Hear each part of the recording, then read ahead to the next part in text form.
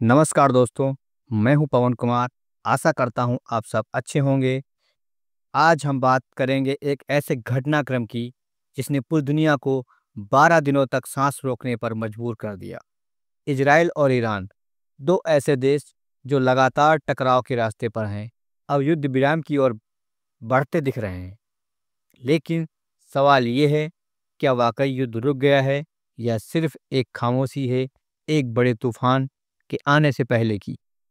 Summary of the 12 day वार, यानी 12 दिन की जंग का सारांश।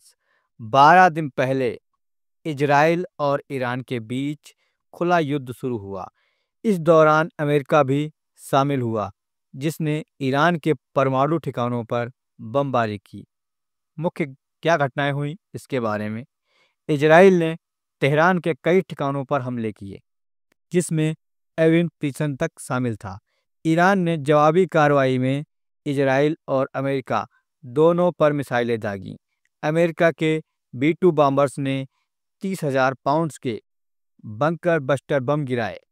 इस सब के बीच तेहरान के 1 करोड़ से ज़्यादा लोग अपने घर छोड़कर भाग गए।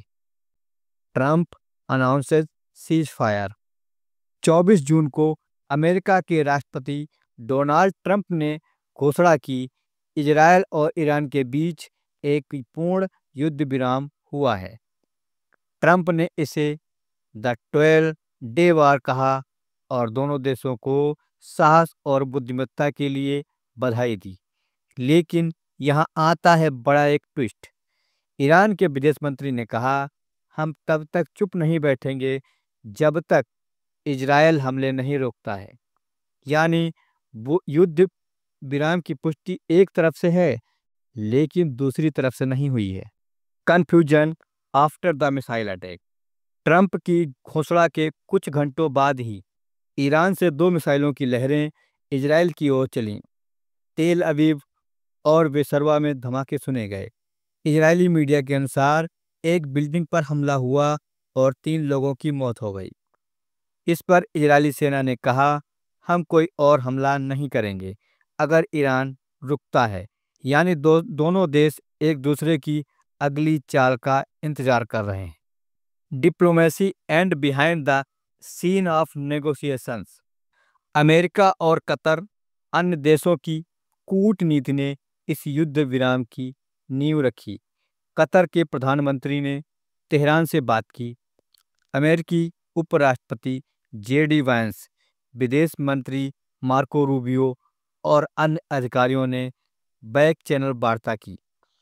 व्हाइट हाउस के मुताबिक अगर ईरान ने कोई और हमला नहीं किया तो इजराइल युद्ध रोकने को तैयार है, लेकिन ईरान ने अभी अंतिम फैसला सुरक्षित रखा है।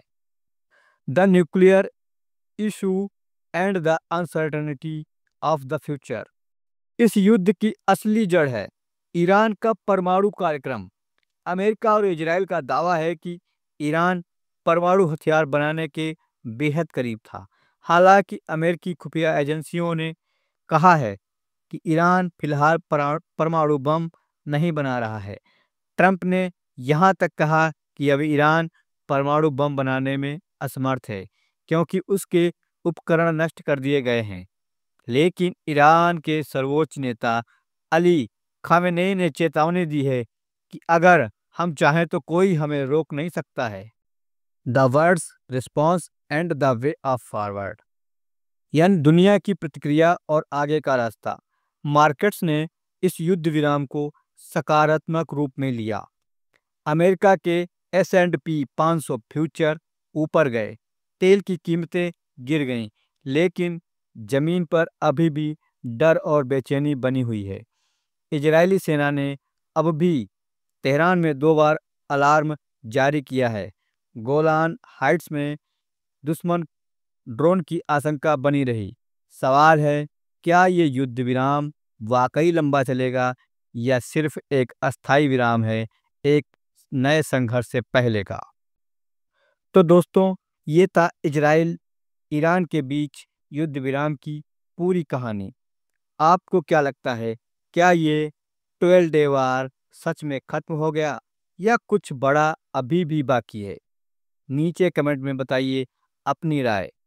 और ऐसे ही जियो पॉलिटिक्स के अपडेट्स के लिए चैनल को सब्सक्राइब करना ना भूलें।